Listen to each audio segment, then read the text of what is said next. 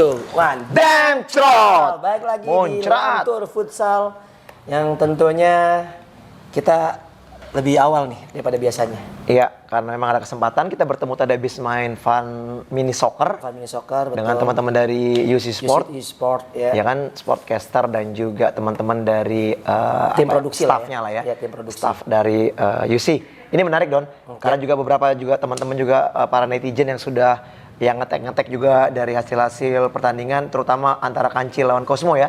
Memang ini pertandingan sangat dramatis menurut saya. Sampai di akhir pertandingan pun kejar-kejaran gol. Sampai akhirnya mereka minta yang dimana golnya Pak Long itu untuk dibahas seperti gitu. Betul. Tapi sebelum itu kita masuk dulu ke review dari match yang lain-lain dulu ya. Betul, kita lihat dulu jadwal-jadwal pertandingan. Ini gua belum online bentar ya.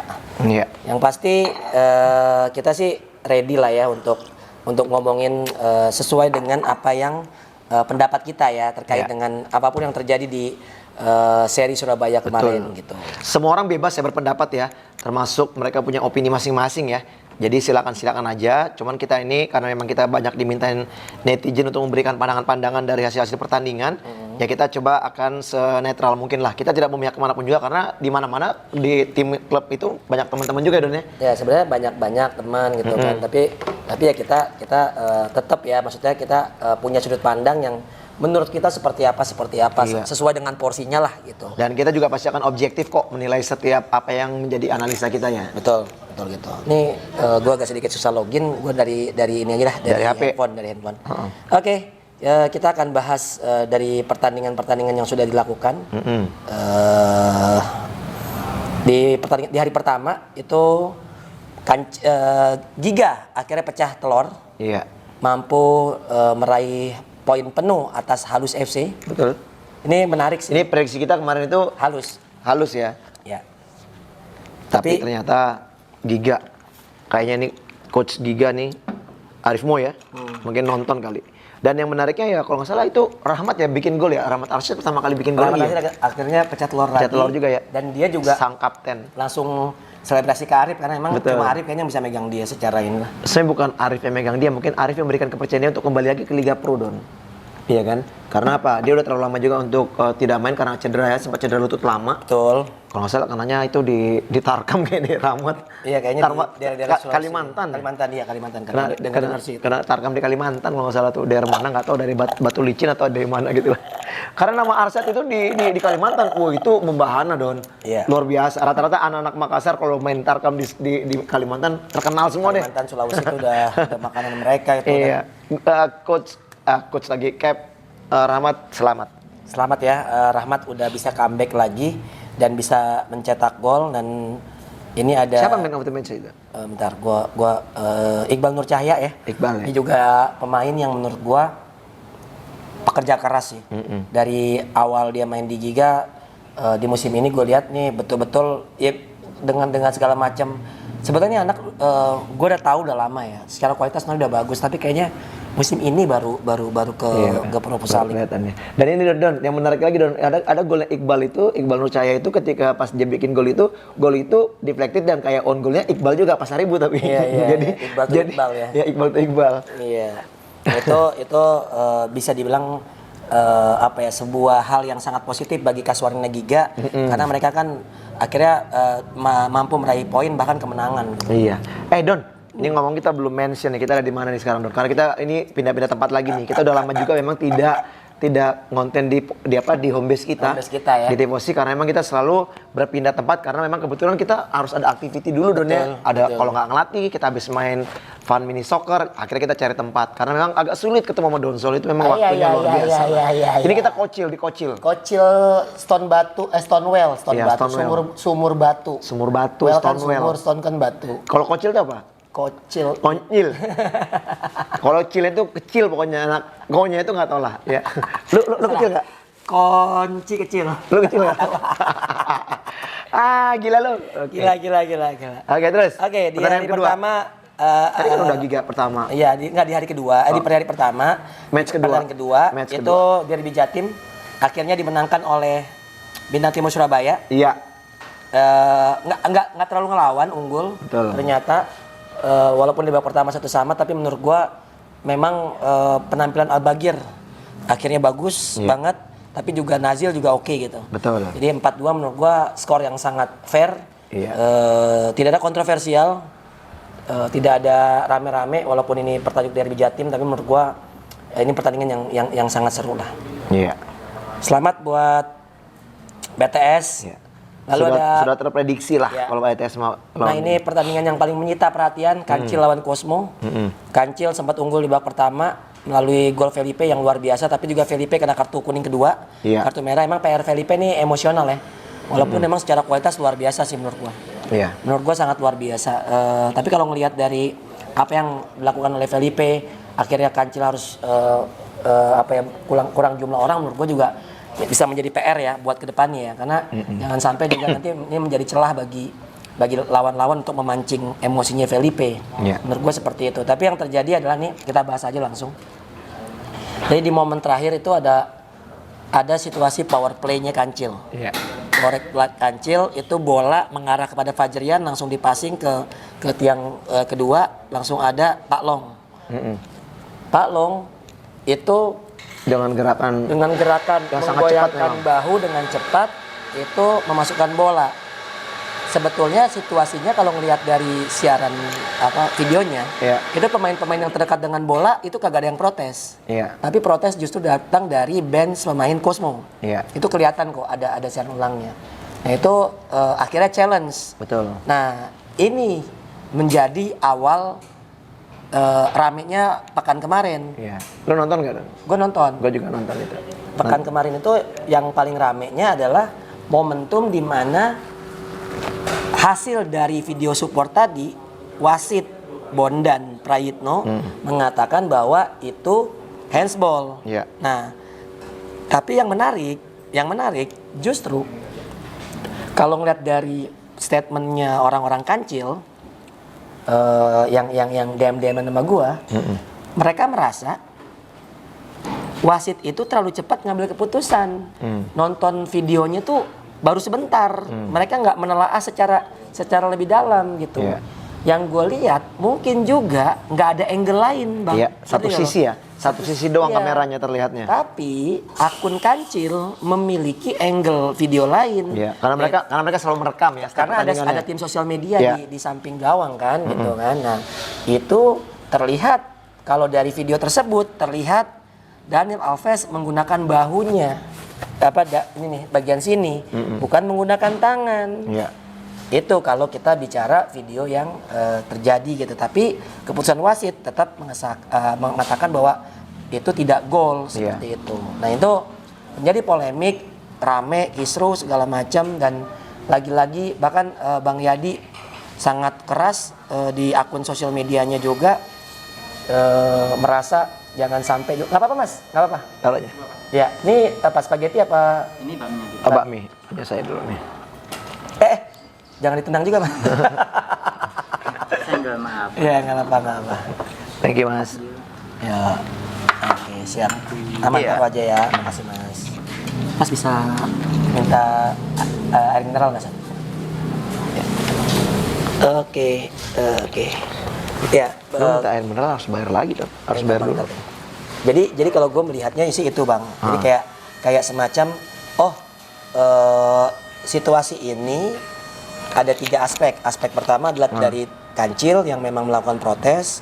Aspek kedua dari Cosmo, menurut gue ya nggak bisa disalahkan, orang mereka juga punya hak untuk minta challenge lah. Minta challenge kan gitu kan.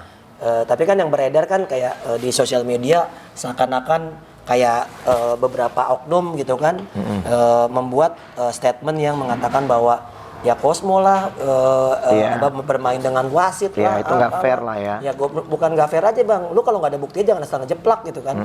Karena gini, kalau lu asal ngejeplak aja, lu kecuali lu bisa itu bisa di UIT juga kalau misalnya lu ini kan gitu. Kalau bisa diproses ya bisa juga. Fitnah itu artinya. Itu jatuhnya fitnah, karena fitnah, dan itu akan menjadi sebuah kesalahan menurut gua.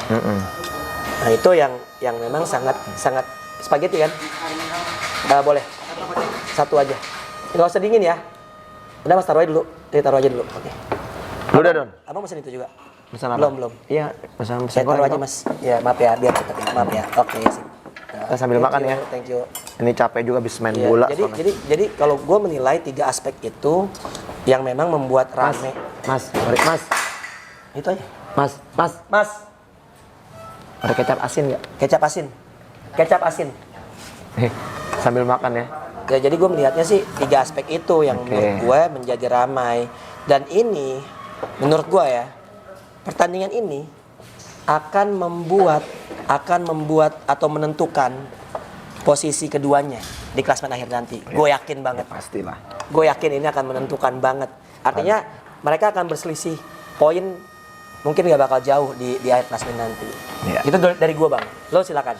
Oke, kalau dari pandangan saya,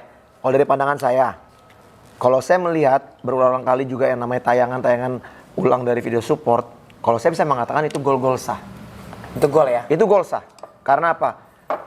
Terlihat memang ada gerakan ayunan gerakan badan, ya kan?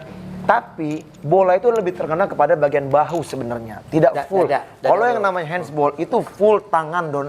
Tangan ini ya, itu handsball. Tapi kalau masih bahu, ya, saya nggak tahu juga bagaimana sekarang rule of the game-nya lah ya.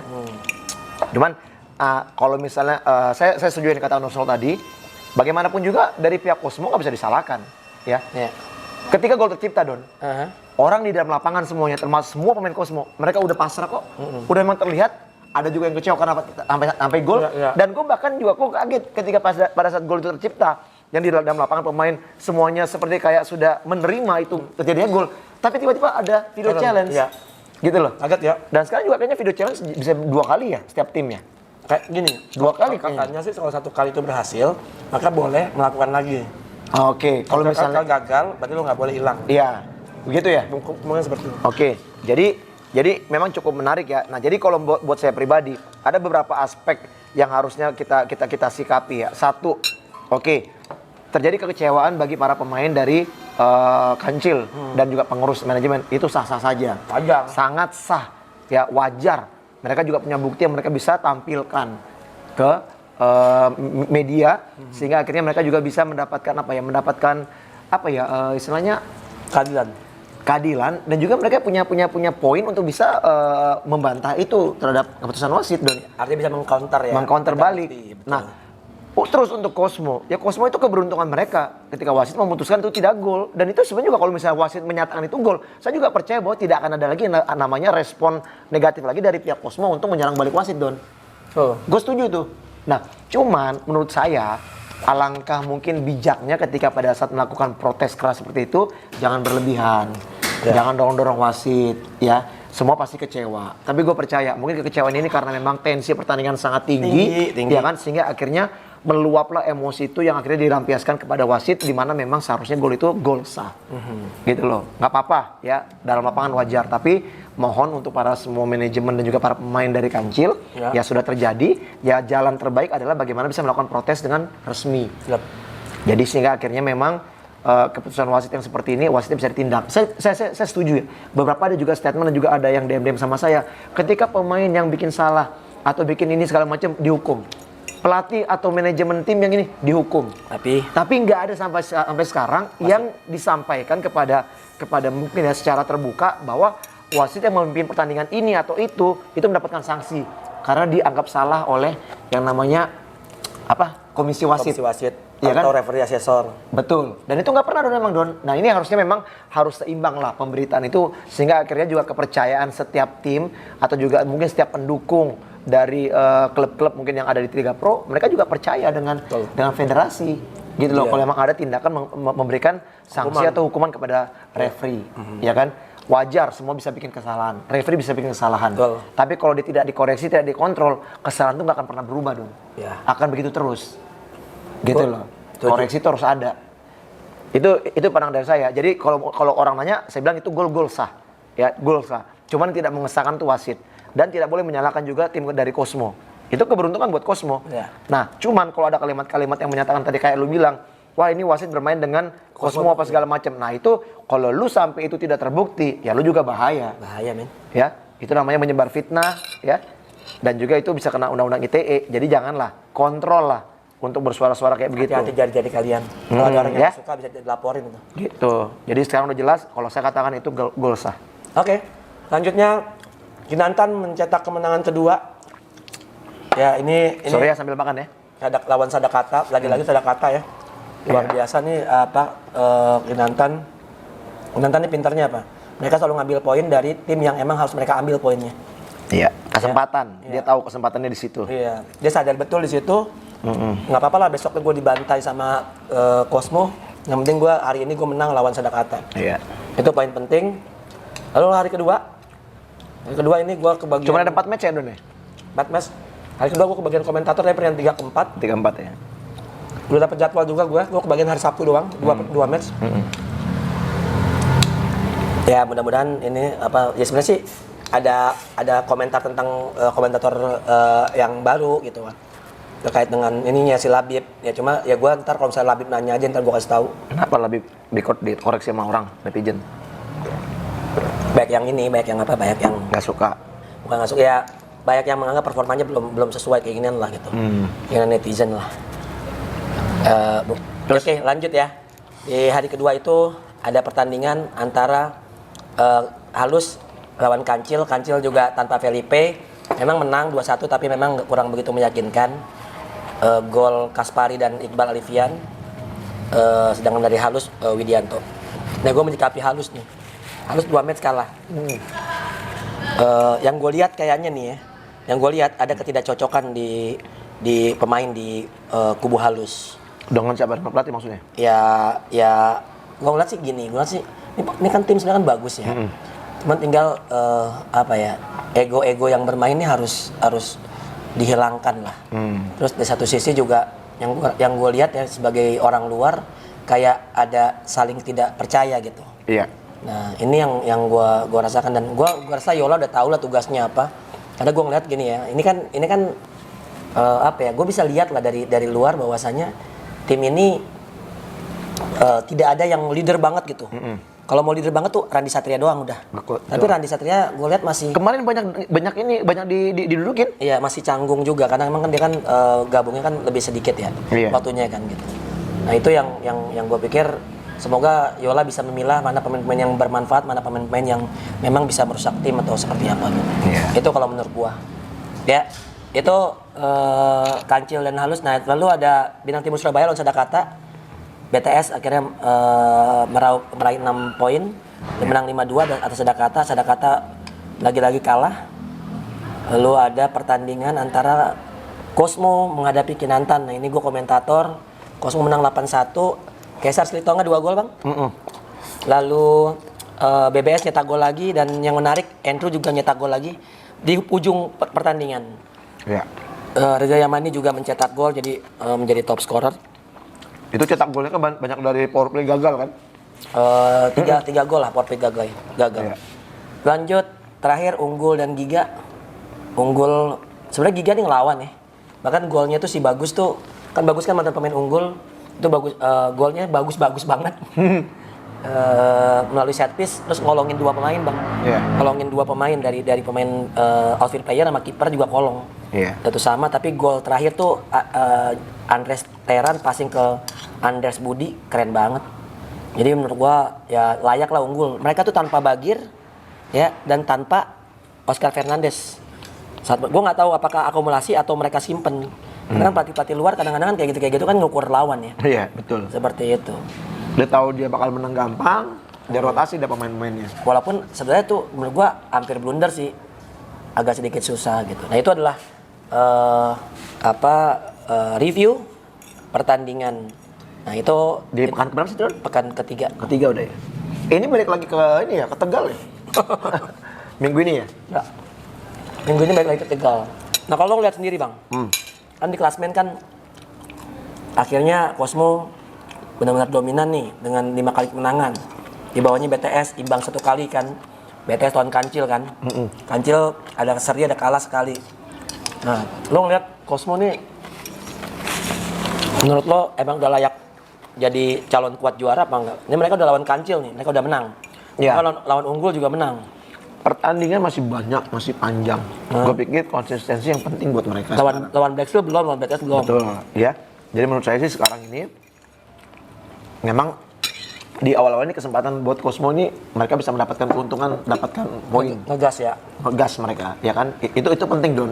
Nah, jadi artinya kalau menurut saya dengan momen-momen seperti ini dia harus tetap benar-benar konsisten juga ngegas terus, Don.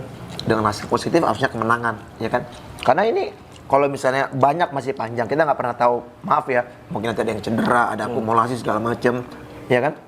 Keberuntungan sekarang Coach Deha kan dia hampir semua pemain yang di musim lalu cedera nggak bisa dipakai, sekarang bisa dipakai, ya kan? Andrew, Ikri, bener nggak? Ikri belum. Hah? Ikri belum. Ikri belum, tapi sudah sembuh toh. Iya, tapi ya kan? Nah terus Fahid, Safei udah kembali, ya ditambah juga dengan rekan Fahid, kompatriot dia dari Iran juga oke penampilannya, ya kan? Mereka juga punya opsi pilihan yang begitu banyak dari pivot, ada Kaisar, ada Andrew, ada Fahid, Safei, ya nggak?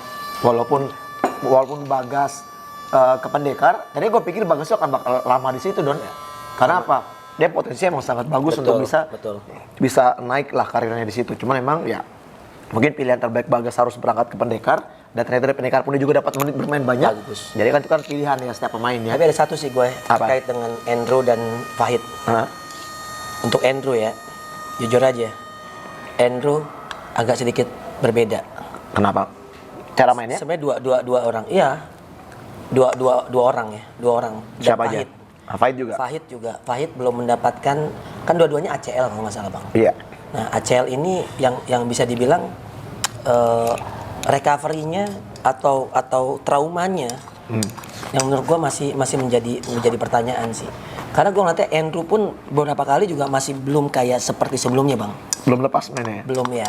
Ini sudut pandang gue ya, apalagi gue jadi komentator di situ kan. Kalau jadi komentator kan lo pasti kan fokus banget sama pertandingan. Itu gue lihat masih beberapa hal yang menjadi PR buat Denny Handoyo karena performanya belum yang balik nih.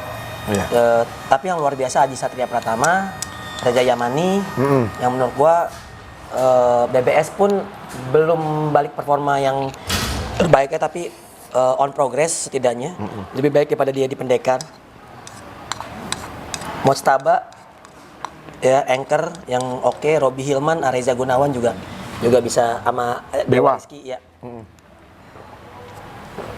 Itu mungkin kekuatan-kekuatan yang gue pikir ada di Cosmo. Ya, kita lihat aja nanti Cosmo menghadapi dua raja terakhir, Bintang Timur Surabaya dan juga Black Steel. Itu yang pasti akan sangat menentukan laju ke depan. Akhir kompetisi. Betul. Ya. Oke, kita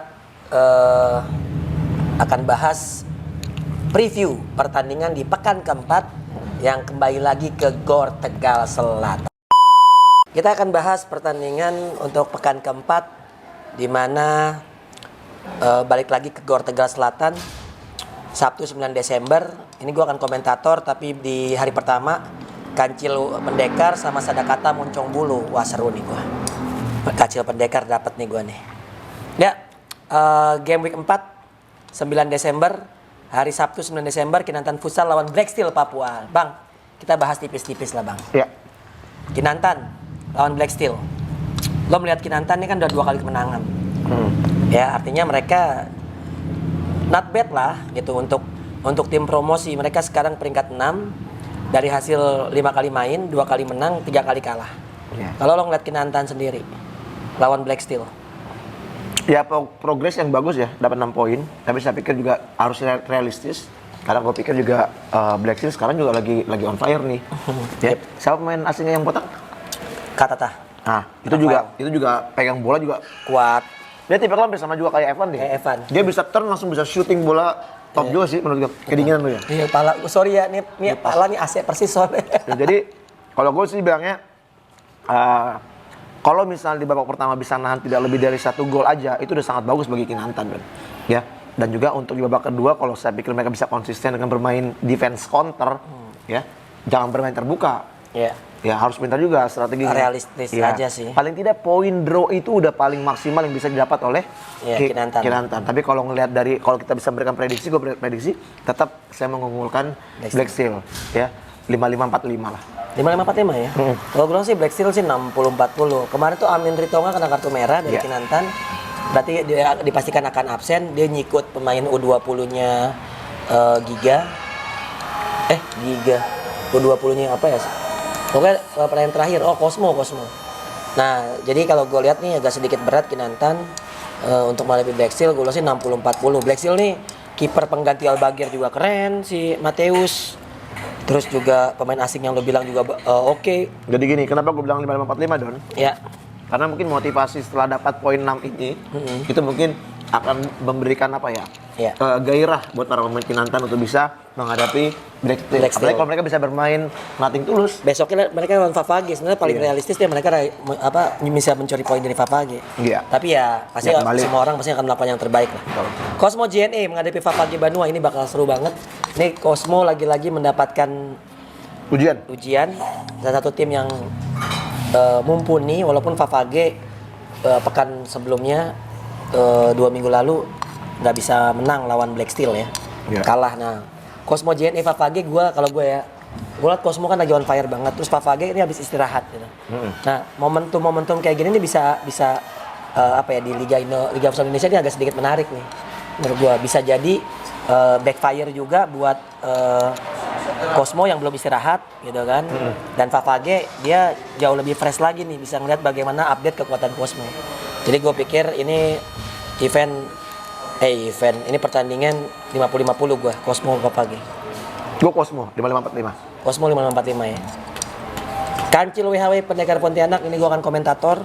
Kancil WHW lawan Pendekar ini gue kancil sih. Gue Pendekar bukan gue underestimate ya, masih naik turun bagus. Tapi kalau lawan tim bagus dia bisa jadi poin sih.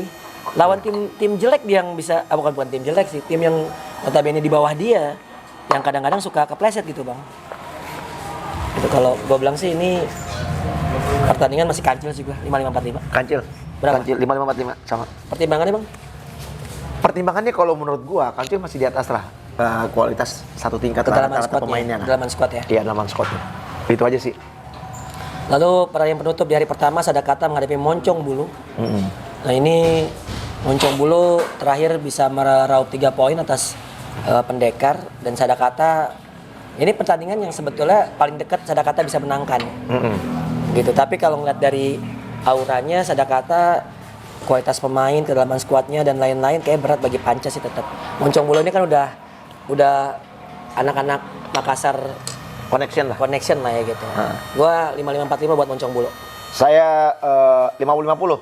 Oh, 50-50 ya? Iya, karena saya melihat masih ada kans juga bagi Sadakata nampaknya untuk bisa memberikan ya kejutan lah untuk bisa mengalahkan Moncong Bulu. Oke.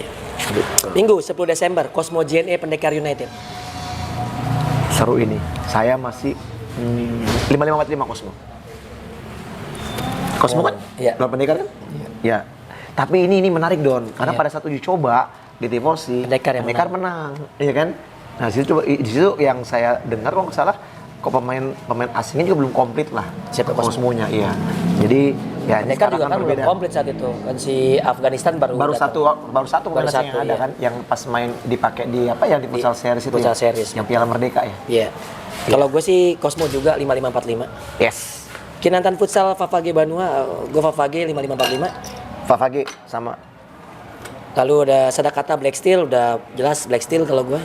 Black Steel sama. Dan terakhir Kancil WHW Moncong Bulu. Kancil WHW Moncong Bulu. Kancil ya. 60-40. 5545 gue. Nih Moncong Bulu bisa jadi batu sandungan. Pemainnya batu-batu. Kancil harus waspada menurut gue, nggak bisa nganggap remeh juga. Ini akan sangat menarik sih menurut gue. Terus harga tiketnya pelajar 20, umum 25 ya, turun berarti nih daripada sebelumnya. Jadi semoga Gor Tegal Selatan rame kayak kemarin di Gor Unesa. Gue thank you banget buat Bintang Timur Surabaya udah menggelar series yang cukup oke dengan rataan penonton yang paling banyak sementara ini, karena emang lawannya cuma Tegal ya. Jadi gue belum lawan yang Pangsuma gitu kan. Jadi gue menganggap bahwa ya kalau rame kan jadi kan seru ya bang ya. Betul. Yang nonton juga seru, komentator juga seru segala macam gitu. Sehingga akhirnya bergairah lah industri futsal ini Don. Nah ngomong-ngomong soal industri futsal, kita biar ada ininya aja lah ya. Kan setiap pekan selalu ada masalah nih bang. Iya, Don, sambil Don. Kencang gua. Setiap pekan selalu ada masalah. Kalau lo ngelihat SDM wasit nih, SDM wasit di pekan pertama wasit, pekan kedua mungkin udah agak mendingan. Pekan ketiga udah agak mendingan. Nah kalau lo ngeliat pekan ketiga kemarin, gimana bang? Kan ada masalah tuh.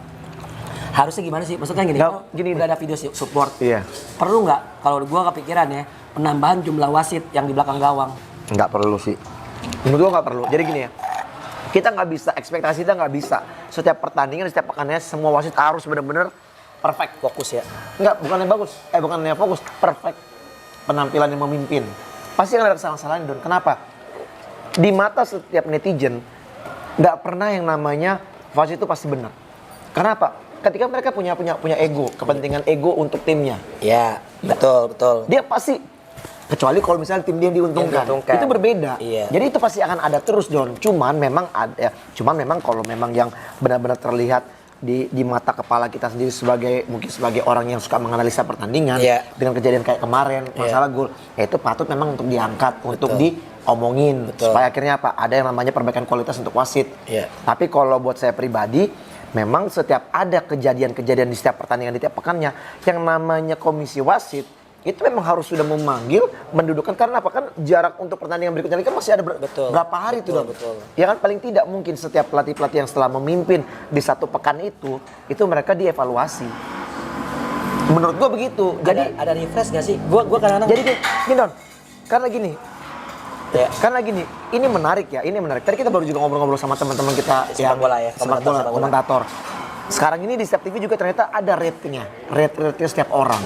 Iya kan? Kalau emang lu penampilan bagus terus, lu akan dapat pertandingan yang lebih banyak dan juga mungkin pertandingan yang berkualitas. Yang berkualitas artinya big match, ya kan? Nah, kalau enggak, dikurangin lah jadwal dia untuk mimpin. Atau kalau enggak disanksi dulu berapa match. Atau lu nggak dipakai lagi. Atau nggak dipakai dulu. Atau diturunin ke Liga 2. Belum ada, Liga Nusantara.